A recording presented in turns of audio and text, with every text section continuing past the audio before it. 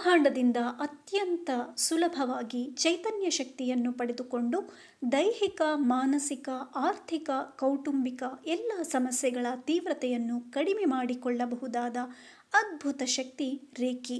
ಇದಕ್ಕೆ ಯಾವುದೇ ವಸ್ತು ಬೇಕಾಗಿಲ್ಲ.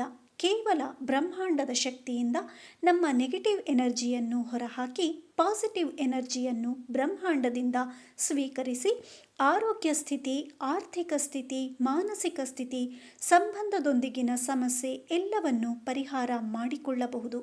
ದಿನನಿತ್ಯದಲ್ಲಿ ರೇಖಿ ಮಾಡಿ ಬದುಕನ್ನು ಪರಿವರ್ತನೆ ಮಾಡಿಕೊಳ್ಳೋಣ.